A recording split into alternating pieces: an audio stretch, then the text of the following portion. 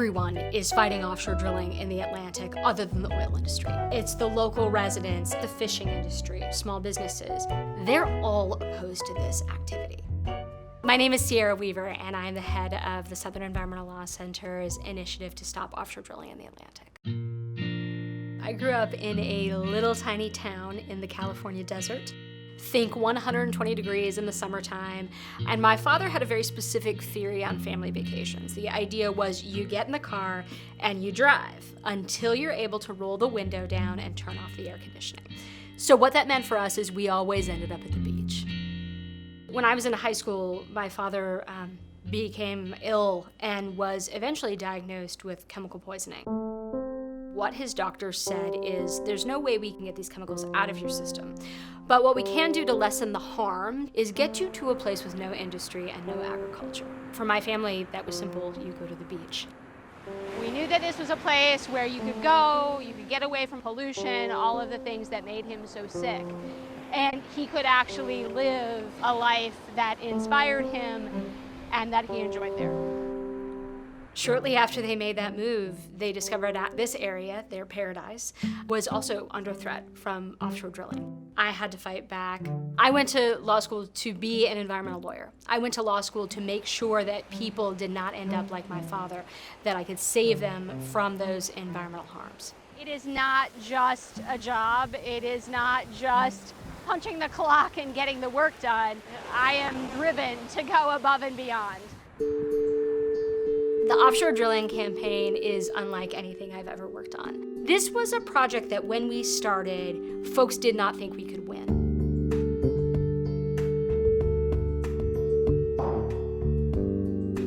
When I saw that, I thought, oh boy, this is not reflecting the will of these communities. And so what we did as lawyers was we took our knowledge of the law and we took that information to the people on the coast. What they did with that went far beyond what we ever expected. It started with Curie Beach, and this community got together and said, that's not what we want for our coast, and we're gonna push for a resolution that says no oil and gas or seismic testing here. And that just spread like wildfire. And what you saw is there's 10 resolutions, and then 20, and then 50, and then 100. This includes small beach towns. This includes tourist meccas like Charleston and Savannah. These aren't just Democrats. These aren't just Republicans. These aren't just independents. This is everyone all up and down the coast saying, drilling does not work for us. We don't want it here.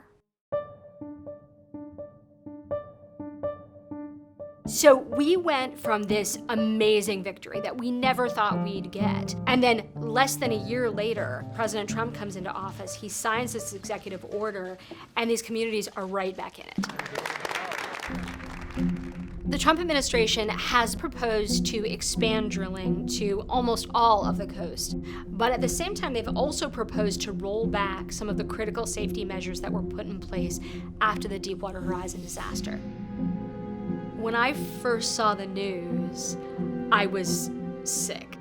I was just thinking, this is going to be worse than we think it is. And it ended up resulting in the largest environmental disaster in U.S. history. It spewed oil into the Gulf of Mexico unchecked for nearly 3 months straight. 10 years later, we're still seeing the effects of this oil on the marine environment. The very few lessons that they learned from that disaster, they have decided to unlearn. They have decided to roll back the very things that are intended, and in fact that they rely on to say that drilling is going to be safer. These communities continue to wait. We know the Trump administration has said they want to drill off our coast. We know they are pursuing seismic blasting. We know they are rolling back safety regulations. These communities know what's at stake. They know that once the oil industry gets in, they're probably not going to get it out. And they know that once it gets in, the spills are going to start, whether they're small or they're big. They know their coast is at risk. The type of work we are doing at SELC is the type of work that I set out to do. We are protecting the air that people breathe, the water that they drink, and the places that inspire them.